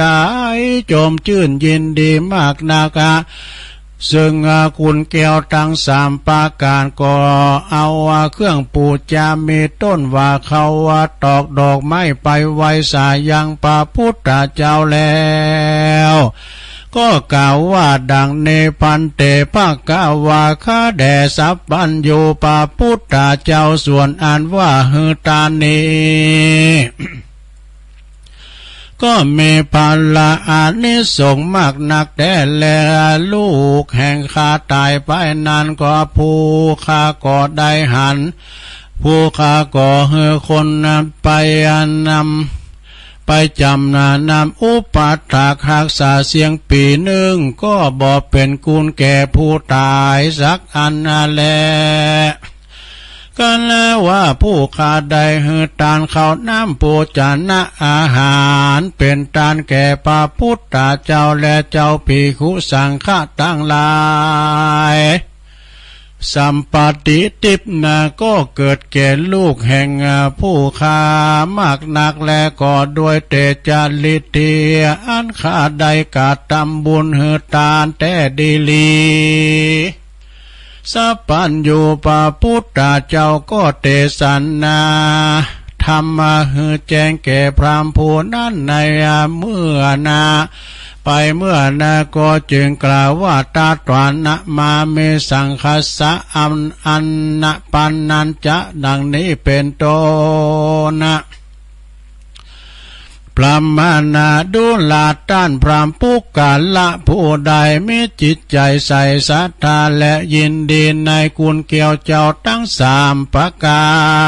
รคือพระพุทธเจ้าพระธรรมเจ้าพระสังฆเจ้าดังอ่านแล้วก็ได้หือตานเข้าน้ำโภชนะอาหารผ้าผ่อนต้นและกิลานาปัจจัยเสือสัตว์อาสันนาเต้นนาจอง แก่เจ้าภิกขุสังฆต่างหลายเมพระพุทธเจ้าเป็นประธานก็เมพละอานิสงส์มากนักแลจักเหือเป็นประโยชน์แก่ผู้ตายผู้ยังมากนักและผู้กาละยิ่งใจฝูงได้ได้ตานเมอายุก็ยืนสำลิดทีสมลิดทีเป็นดีมากนักการจุติตาย จากภาวะจาติอันนี้ก็จักได้เอาตนไปเกิดในสวรรค์เทวาโลกย่อมสมฤทธิด้วยสีสัพพะสัมปติมากนักแล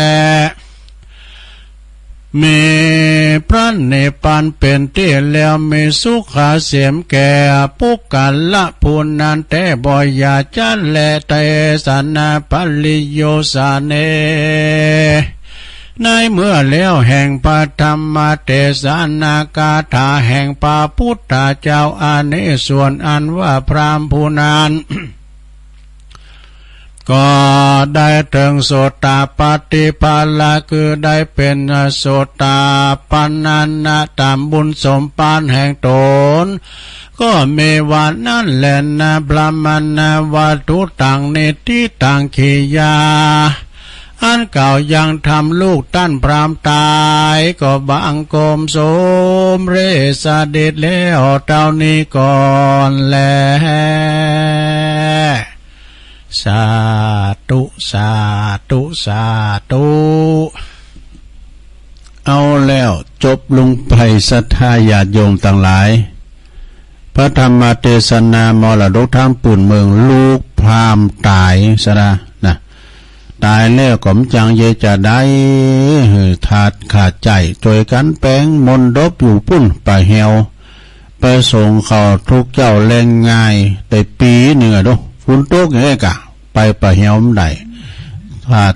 ใจขาดใจขอใส่บาตรแล้วก็หยาดน้ำไปหาได้ฮับส่วนบุญเนอะซะนะเนอะได้ฮับส่วนบุญนะแม่ทำเป็นว่าไว้อย่างนั้นเนาะเอาปอนนี่ก่อนเนาะซะนะเอาปอนกันตึงหลงตึงลายนึวันนี้วันศีลก็ได้ปอนและตื่นมาก็ได้ฟังน้ำฟังธรรมแล้วได้ศีลหับศีลหับปอนกันไปเนาะปันปอนเกินเด้อเกียนน้ำยาเด้อแม่แสงจันทร์ก็ดีแม่สีเขาแม่สายยุทธเขาเด้อปเลกนั้นลงคิดที่วงโดยตึงหลงเนาะอธิษฐานจิตเด้อพระเจ้าตานะไผก็อธิษฐานจิตหังไผก็ตามเนาะศรัทธาโดยโลมเด้อเกิดอกเกิดใจว่าขออีปอขออีแม่ได้อานิสงส์ในการฟังนำฟังธรรมคาเนเนอร์ข้าพเจ้าก็ตั้งอกตั้งใจฟังแต่ทำผู้นี้ได้นะอธิษฐานจิตไปหาเขาจอดตั้งลายเนอก็เปิดก็จะได้บุญไปแบบเรียกว่าเปิดว่าแก้วสารพัดนึกเนี่ยเนาะนึกถึงหน้าปอนะแม่นะเปิดว่านะ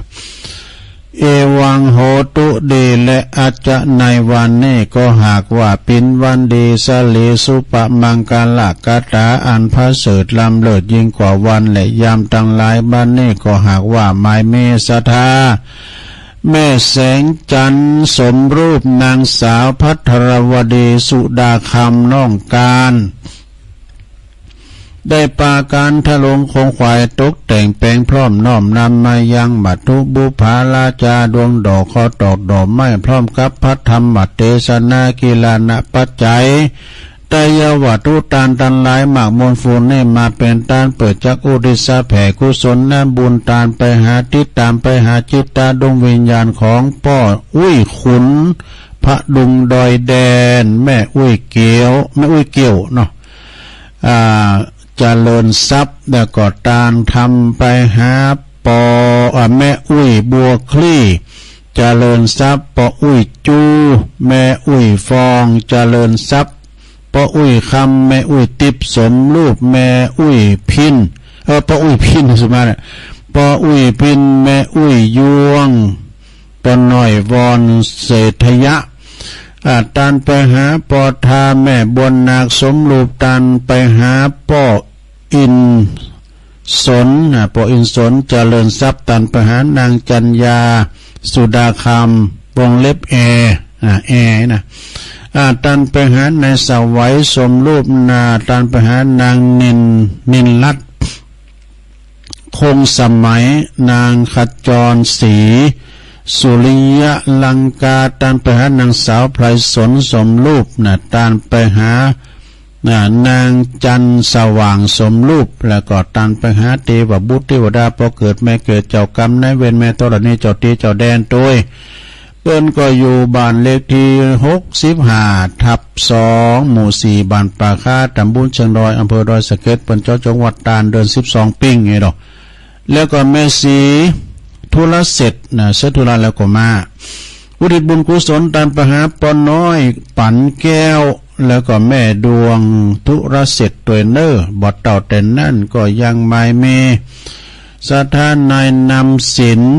นางสายหยุดนางสาวสริญญาธาราธาระกุลวัฒนาเด้ออันนี้เปิ้นก็ทำบุญตานไปหาเทวบุตรเทวดาเจ้าตีเจ้าแดนเจ้ากรรมในเวรพอเกิดไม่เกิดด้วยแล้วก็ตานไปหาจิตดวงวิญญาณของคุณแม่แสงคำอินทยาโดยเนอพร้อมโดยตานไปหาเทวบุตรเทวดาที่ได้กล่าวน้ำมาโดยเนาะอยู่บ้านป่ายย่างตำบลป่าป้องดอยสะเก็ดเนื้อแม่นว่าจิตดวงวิญญาณเขาจอดตั้งหลายได้วางจิตใจอารมณ์อะไรไปบ่จางได้ไปตกต้องวางอยู่ในละหว่างประตูจตุละอาบายได้ไปกับกายไปเกิดเป็นผีไรเป็ดทุกขเวทนาห่อนบ่ได้อาบอยากบ่ได้กินอย่างได้เฮก็ดีก็ขอกุศลบุญญาราศีอาเนจงได้ไปรอดไปเติงดันไปหอดเมื่อเจ้าขอปิ้นเข้าง่ายไปหอดเมื่อควายขอปิ้นขอตอนไปหอดยำตอนขอกับกายเป็นแก้วเป็นแสงไปหอดยำแรงขอกับกายเป็นแผ่นเสื้อแผ่นผ้าไปหอดเมื่อลาขอเป็นข้าวติบน้ำติบปลาดนาซิปากกาเนี่ยต้นตัวเขาจอดตั้งหลายได้กินได้บริโภคได้ปุ่นเสียจากตีอยากได้ปราศเสียจากตีตุกได้เสวยความสุขในสัมปรายภพนั้นจงจักมีบุญกุศลอันนี้ก็ขอเป็นผลสัตว์ต้อนย้อนมาสร้างดีดักปกปักรักษาอย่างโมละสัตว์ตั้งหลายลูกหลานตันเต่าอยู่เย็นเป็นสุขอายุมันควันยืนเมโจกเมใจหิมากล้าขึ้นอยู่ก่อให้เมใจไปตั้งใดก่อให้เมโจกเมลาบได้ผ่าแป้คาเซกสัทธลุหมู่ม่านตั้งหลายได้เจริญไปโดยจตุรพิลปรใจอันมีอายุวันนะสุขภาละนั่นจงจักมีเตี้ยงแต่ดีลียะทาวาลีวหาปูลาปาลิปูเรนติสากาลังเอวะเมวะอิโตตินังเปตานังอุปกัปปติอิสิตังปะทิตังตุมหังคิปตัมเมวะสมิชตุสเปปุเรนตุสังกปาจันโทปนาลโสยถามณิโจติลโสยถาภวะสัพพิติโยวิวัจจันตุสัพพะโลกวินาศตุมาเตภวัตวันตรายโยสุขีติขายุโกภวะอภิวาตนาสีลิสนิจังวุตตาปจายโนจัตตาโลธรรมาวัตันติอายุวันโนสุขังปะลังเอาแล้วไม่จำปีวงฝันไหววิทยุเอื่นไปทางปุ่นเจ้าภาพพี่น้องตั้งป่าคาดอยสาเกตป่าป่องเนาะที่เปิ่นเป็นเจ้าภาพวันพุธนี้ก็น้อมนำเอาพระธรรมเทศนาจามเจ้าจงเจ้าภาพเนาะก็มีเจ้าภาพนางกรกำมลเขยกลางพร้อมครอบครัวลูกหลานเนี่ยขออันตานทำอันตานปัญหาสัมภเวสีสัมภสัตดีขึ้นล่องมิตรที่พุทธิเกิดไล่ญาติขาดมิตรเนี่ยนะเนาะเพื่อจะต้านทำนิพพานสูตรนะอันนี้อยู่นะก่อนนะโดยน้อยพัฒนาน้องหานสันทรายแล้วก็โยมนางสาวพันิตาพรหมมินอันนี้เป็นมากับแม่เป็นเนาะคุณแม่ทองคำพรหมมินโดยบ้านเม็ดแดงบุญนะบ้านในบ้านสัลปีนะจื้นจะอำเภอสัลปีนะบ้านสัลปีแต่บ้านอำบุญอินทขินเนี่ยเนาะอำเภอเม็ดแดงเปิ้นก็มาทำบุญตีแต่ว่านี่นะเตียนวัดหนองเฮียงเนาะพวกก็เกมวันเนอร์จะได้ตานนำตานทำเนาะแต่ว่านี่สดาญาติโยมทั้งหลายกำหนดการพิธีนะในการเจริญพระพุทธมนต์สวดมนต์เฉลิมพระเกียรติในพระบาทสมเด็จพระเจ้าอยู่หัวแล้วก็สมเด็จพระนางเจ้าสิริกิติ์พระบรมราชินีพันปีหลวงแล้วก็สมเด็จพระนางเจ้าพระบรมราชินีประจำปีโดยปี66นะทุกวันที่28นะแต่ว่าเนี่ยก็ไปตกที่วัดโคงแก้วอารามทั้ง3วัดน้องเหงตำบลสันติสุขอำเภอ โดยหลอกเขานี่แหละนะในเมตตาธรรมอาจารย์พระครูวรธรรมนาถปิ้นเจ้าอาวาสโอ้ยเปิ้นก็จัดงานได้อลังการเนอะวัดเปิ้นก็งามตัวยน่ะเสียทามาฝุ่นมันมาตกเต็มขาดเม็ดขาดสาย แต่ว่าเนี่ยนะฝุ่นตกมันตึงทำกลางชั้นเพื่อนก็ฝุ่นตกอยู่อะนะก่อนว่านี่ก็โดยเมตตาบารมีธรรมอาจารย์หลวงพ่อท่านพระครูสุนทรธรรมานุโยกหลวงพ่อใหญ่เจ้าคณะอำเภอดอยหล่อเจ้าวัดพระธาตุคงขาวก็มาเป็นการประธานท่านพระครูสาธุกิจจันนันท์รองเจ้าคณะอำเภอดอยหล่อเจ้าวัดพระธาตุเจ้าดอยน้อยตลอดถึงครูบาอาจารย์เนาะเจ้าคณะตำบลรองเลขาก็ดีนะโอ้มาประชุมจุ่มนุมกันหลายเนี่ยพระสงฆ์มากูวัดเลยนะถึงอารามเนี่ยมาโมดาสดาพร้อมกันนั้นก็ตั้งไปนอกก็มีท่านในอำเภอดอยหล่อนะนางวาสนาบุญธรรมช่วยท่านนายกว่าที่ร้อยเอกบรรพตวิหกเหินนายกเทศมนตรีเทศบาลตำบลสันติสุขก็มารองนายกเลขาพร้อมกับสมาชิกนะตลอดถึงทางชมรมกำนันผู้ใหญ่บ้านนะพอกำนันสวิทย์ใจพลพอกำนันแดงเฮาโอ้ก็มาปิ้นการเป็นงานเปิ้นใส่ชุดกันมาโมศรัทธาตลอดถึงพระสงฆ์นิกรแหมโอ้หลายเนี่ยอุบาสกอุบาสิกา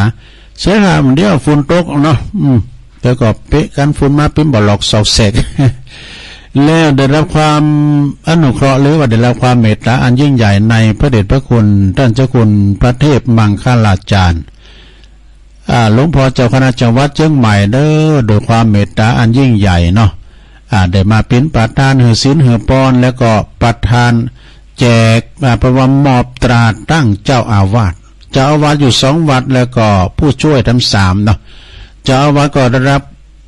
มอบจากปิ้นอันเจ้าอาวาสก็ท่านพระอาจารย์นรินทร์โรจโนวัดแม่ขานหลังธรรมนะแม่ขานหลังธรรมได้ปิ้นเจ้าอาวาสแล้วเนอะแล้วก็ท่านพระสมุจำลองอาภัสโรวัดป่าล้านไต่ไปนะนี่ปิ้นเจ้าอาวาสเนาะมอบตราตั้งรับตราตั้งไปโอ้ขบวนเปิ้นแห่นะขนาดกระฟุ้นโตสำใจยาวพระปลัดนะท่านพระปลัดวันนิสยามมหิทธิโกครูบาใหม่เนอะวัดอรัญญาวาสดงป่าหวายอันนี้ก็เป็นผู้ช่วยเจ้าวาดพระวัชระธีรจิตโตตุปิต้อมนะก็ได้รับเป็นผู้ช่วยเจ้าวาดวัดปักทางเจริญแล้วก็ท่านอาจารย์พงศกรธรรมทีโปหรือว่าท่านอาจารย์เชื้อก็รับเป็น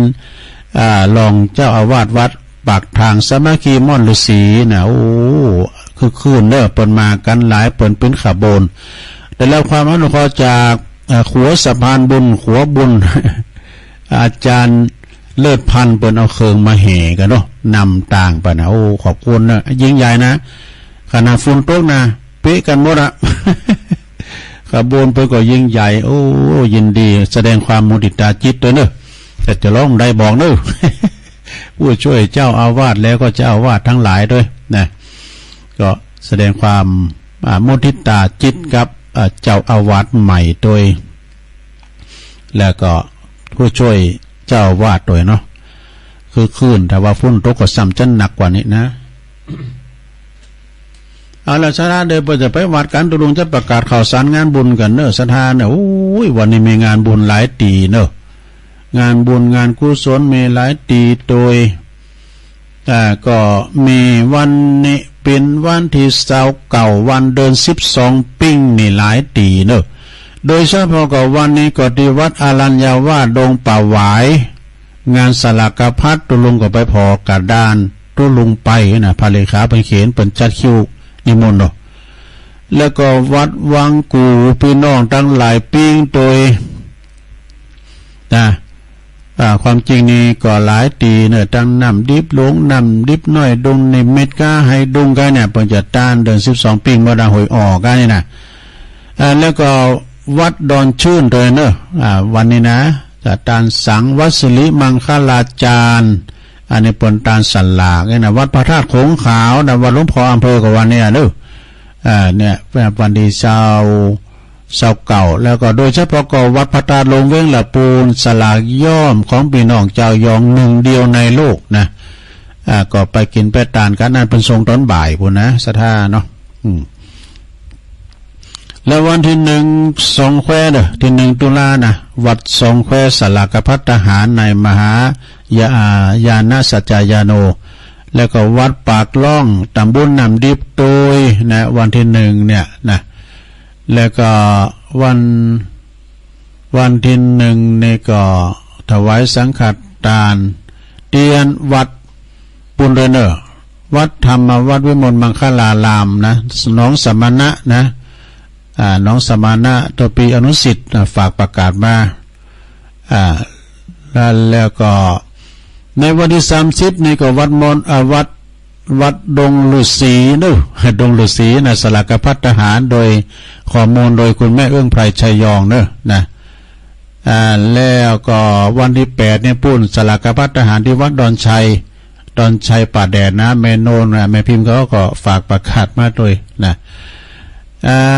แล้วก็ต่อไปงานต่อไปศรัทธาญาติโยมทั้งหลาย11 ตุลาก็งานวัดพระพุทธบาทตากผ้าพระอารามหลวงก็สลากโลงเนอะที่วัดพระบาท11 ตุลาปุ่นนะวันที่7 ตุลานี่ก็มีหลายวัดนะวัดป่าลานนะวัดป่าลานก็ป่าล้านใต้นี่ก็ลุงใจเขาเนี่ยก็ป่าล้านลุงใจเปิ้นก็จัดตั้งสังฆทานวัดป่ารกฟ้านะตำบลหนองยวงอันนี้ตุงพอให้กระดานแล้วมาโจทย์นะวัดวังขำป้อมวังขำป้อมวัดไร่พัฒนารามวัดปักทางเจริญวัดหลังถ้ำแม่ขานหลังถ้ำในวันที่7นะวันที่8ก็มีเด้อวันที่8ก็วัดฟ้าหลังวัดม่อนห้วยแก้ววัดเหล่าเป้าวัดหัวขวงนี่อันนี้นะแล้วก็วันที่1นี่ก็วัด2 แควสลากันนะวัดปากล่องแล้วก็วันที่24ในวัดหนองหอกเนอะวัดหนองหอกข่าวสารงานบุญเนาะสถานเนาะก็ไปกินไปตานกันต่อไปงานต่อไปก็ขอเชิญโลมทำบุญนะงานทำบุญอุทิศบุญกุศลทักษิณานุปทานแด่ครูบาเจ้าอินตากตปุญโยเนอวัดศาลาตำบลน้ำแพร่อำเภอหางดงวันที่23 ตุลานี่ก็ไปฟังเทศน์ฟังธรรมกันเนอะบนจัดทุกวันที่23ไปจนถึงปุณนะปลายปีปุณเนอะวันที่23นี่ก็ไปฟังพระธรรมเทศนาโดยเมตตาบารมีธรรมอาจารย์ท่านพระครูรัตนวรรณสาธรครูบาเจ้าไกลลาดนะอุโบสถหนาดอนตองเด้ออำเภอป่าซางเปิดจับมาเทศน้ำเทศธรรมเสียงมดเสียงใสนี่นะปนเทศมาทีก้ามยังก้านี่กะโลงก้าห้องควันเฮควันใดหมดนะครูบาเจ้าไกลลาดแล้วเจ้าภาพก็คุณพ่อบุญยงบุญเรืองนะพร้อมด้วยญาติพี่น้องลูกหลานตันเต่าทุกคนเนอะเจ้าภาพใหญ่เฮานี่นะพร้อมด้วยคณะศรัทธาวัดศาลากุหอหลังคาเฮินไปฟังเทศน์ฟังธรรมกันเนอะ23 ตุลานะ23 ตุลาก็โลดไปแผ่วบุญนะงานออกเมนพระราชทานเพลิงศพปลายปีพุ่นเนอในเมตตาบารมีธรรมครูบาเจ้าอินตากตปุญโยพระเดชพระคุณท่านพระครูพิพิธปุญญาภิรัตน์นะที่ปรึกษาอดีตที่ปรึกษาเจ้าคณะตำบลน้ำแพร่อดีตเจ้าวัดศาลาเนาะนาดิวัดศาลาก็จะเริ่มปรุงศพตั้งแต่วันที่20 ถึง 24นู่นของเดือนธันวาคมปลายปีพุ่นนะวันที่20นั้นก็อาราธนาสรีระลังอะไรดวงวิญญาณของครูบาเจ้าคือนอนพระศาสตร์เม้นใหม่ก็คืนนั้นก็จะเทศธรรมไปเลยนะโดยเมตตาธรรมอาจารย์พระครูอภิวัฒนวิกรมไปเปิดงานวันที่21 22 23ก็มีถึงคู่คืนนะกลางวันก็ตั้งแต่วันที่20ไปวันหลากพระศาสตร์นะเพิ่นก็จะมีครูบาอาจารย์วัน30 ตุลเด้ออาจจะมาสวดธรรมนิยามมาสูตรนะพุทธมนต์แล้วก็ชุมนุมพอจานด้วยเด้อ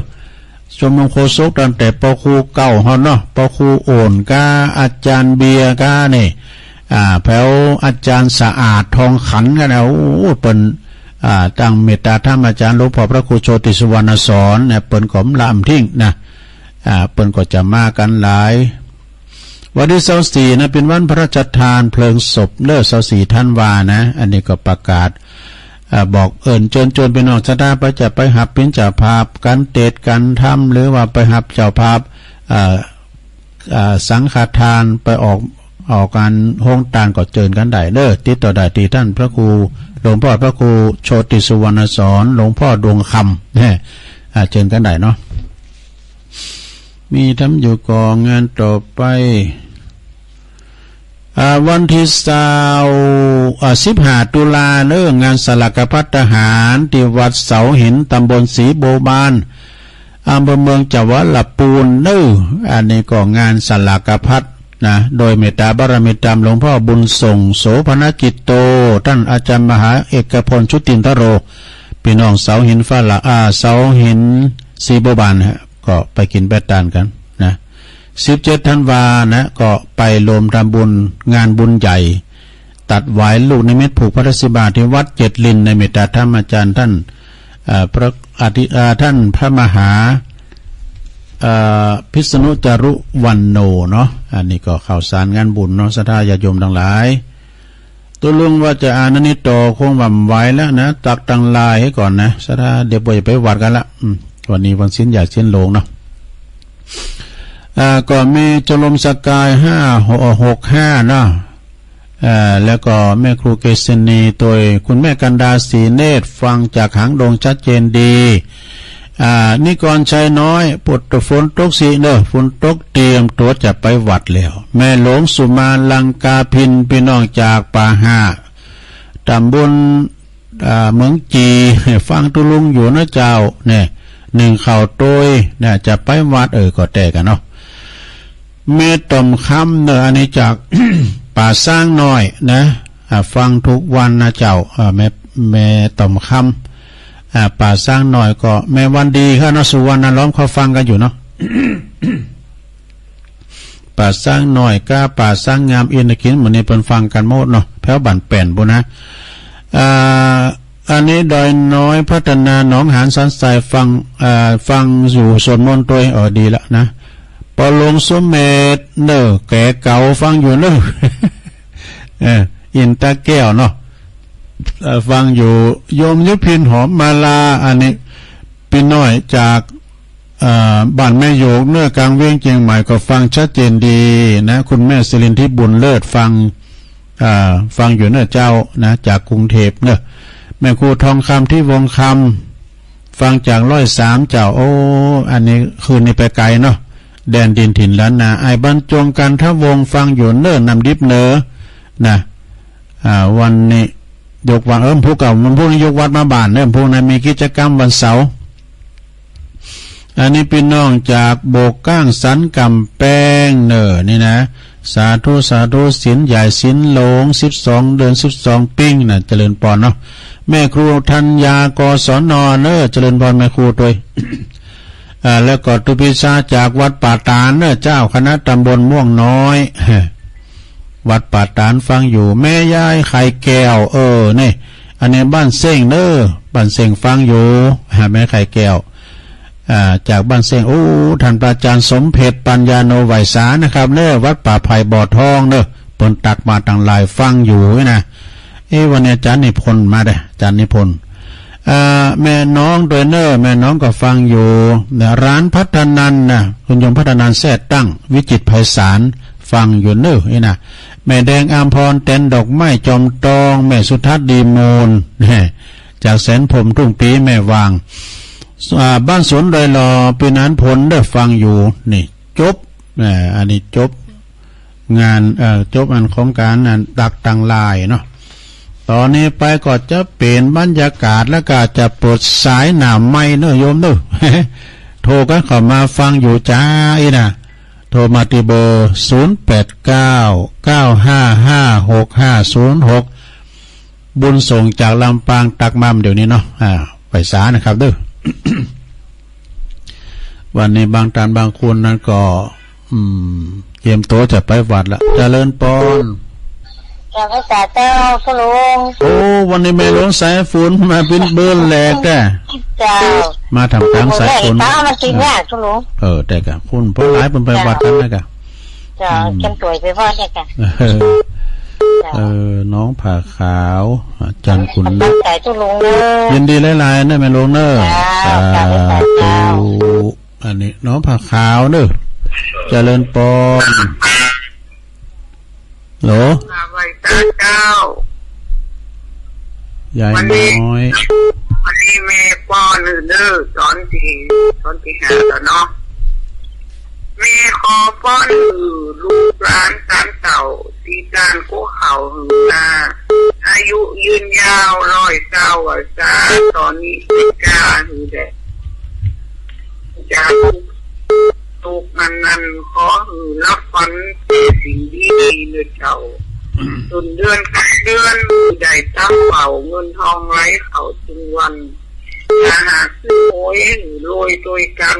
ได้รางวัลเงินกันถูกว่าตุกว่ายากคนอยากตุกจนขอให้ผู้คนรวยกันเจ้าที่หาใจว่างุนตึงเต่าคุณหาน6 เจ้าเขาเล็กติงวินจากรถเครื่องเป็นรถเก๋งขอให้เฮงตลอดสิเจ้า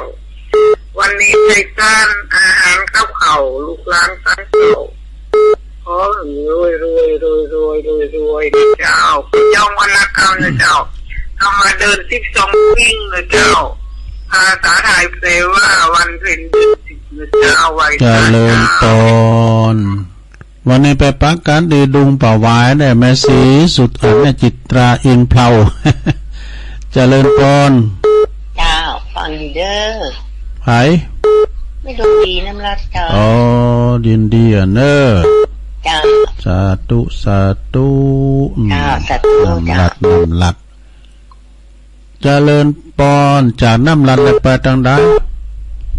เจอไว้สักเจอท่านเนินแม่จันสีสุขาเจอชุดเย็นดีเจ้าฝางเนอะนะเจ๋งโฮลินยินดีแม่เนอะแม่สาธุอนุโมทนาเจริญปอนแม่พิมพ์ป่าแดดฟังอยู่เนาะฝนตกเถอะตลอดวันตลอดคืนน่ะเดี๋ยวโตไปวัดยังไงเลยเอาใส่เสื้อกันฝุ่นด้วยกันเด้อใส่เสื้อกันฝุ่นยินดีเนอะเจ้าว่าเจ้ามันยินฝนตกก็ยินดีเจริญปอนกะไว้สาเจ้าทุลุงแม่สีทอนเนาะเจ้าน้องบัวชัยประการฝนตกเลยจ้ะโอ้ตึงขาซ้ายหรอก็น่าถึงว่าตึงขาซ้ายไปเนี่ยสิฝนตกสีแดกอ่ะโอ้ยได้บุกดูบ่กินเปิ้นตาลวันเนี้ยเจ้าฟังทุลุงเจ้าแล้วนะอนุโมทนาเด้อจ้าตูที่จริงในจังหวัดเปิ้นเกมพร้อมเปิ้นกลางเต้นแบบหมดอ่ะเนาะสถาเจริญปอนพระภาษาเจ้าทุลุงไปคำนวณมาในน้ำเทศอนเลยเจ้าไปฟังคืนไหนฟังแดนดินถิ่นละนาเจ้าไปไกลได้กันเนาะเจ้าลูกมันดาควอดไว้เก็บไปวัดแกมตัวไปตันคุกเข้าหน่อยเจ้าฟังไปตัวเจ้าลำปางเจ้าแล้วเนี่ยตั้งแต่แรกแล้วเนี่ยตั้งแต่เตะถามนอนได้โอ้ดีละนะขอบคุณนะล่ะแม่แม่คำนวณเด้อเจ้ากับไว้สาเจ้าดินแดนถิ่นละนาเนี่ยก็ไปไกลพวกก็มีอยู่เนอะกิจกรรมนะไหวพระรับศีลยกวัดมาบาทเจริญปอนไว้สาเจ้าตุลุงไม่สาวรักเจ้าอันนี้ก็ใส่ปากกากันเนอะเนาะเจ้าฝนตกเลยวันเลยคืนเจ้าตุลุงแต่ก็ตกหนักนะต้มมาวันนี้พระบาทอุดมชาติอยู่เจ้าดีกันเจ้าไว้สาเจ้าตุลุงเจริญปอนเนอะสาธุเจริญปอนครับใบสาธุปอบุญตันเนอะนี่นะ3 หยอดนะปอบุญตันป่าไร่3 หยอดตกตลอดกัน ตลอดเลยนะตลอดปูรู้ปูนุ่ง ยินดีเนาะมันเลยพอมันก็ฮ้อนเนาะรับดี กำลังใจจะลงเด้ โอ้ อ ขอบคุณป้าบุญตันเด้อสาธุ0899556506เจริญปอน โอ้เขาเดินฟังผู้ไฟบัตรเดี๋ยวเขาเอาไปลง อันนี้ตั้งไรปอออก น้องเจี๊ยวจะ โอ้ มีจำลองเลย ปอจำลองเนาะ ตาไปบัตรครับนะจะไปบัตรแล้วครับ น้อง ผม ซื้อ ฟังคุ มา ณเจ้าแล้วมันทำมะมันนวลดีครับ โอ้โหดีกะผู้ก็มาอยู่เด้อฟังไปเรื่อยๆเนาะ ครับ แต่ไปบัดไปบ่าขอบคุณเด้อปอจำลองเด้อ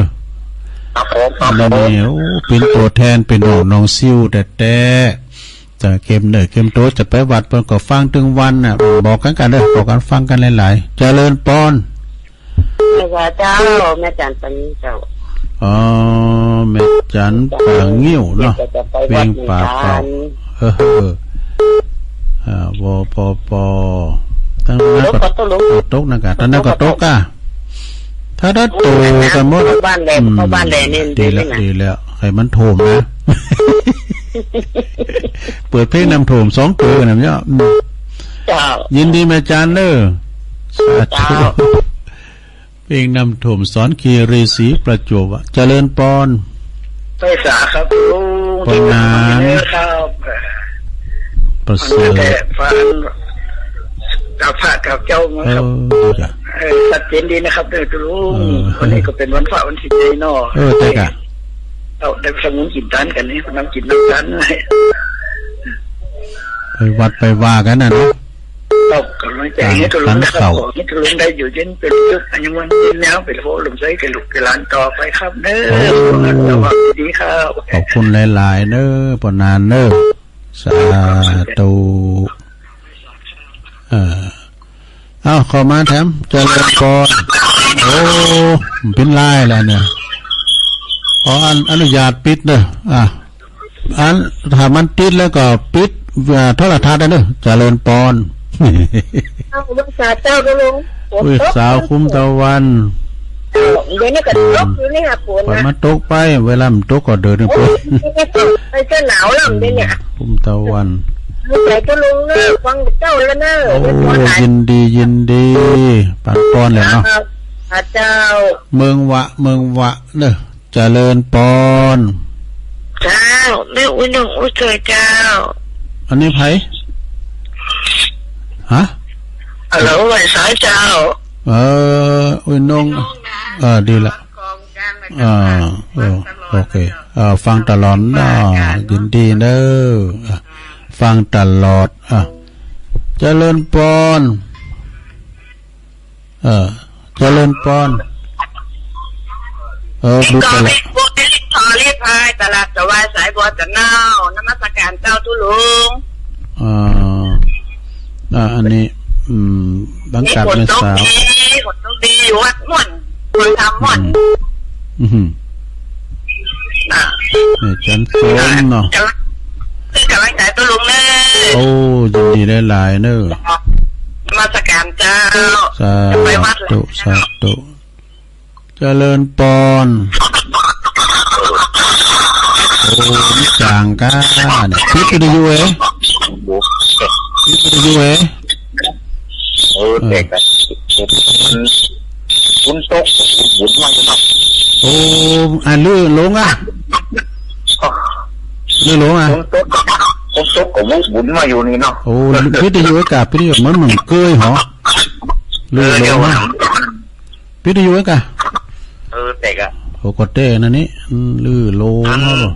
คุณตกกับบุญไม่ใช่ตุ่มผายางมาอยู่นี่ ตุ้มพยายามไหม ฟังอยู่ครับทุกทีครับ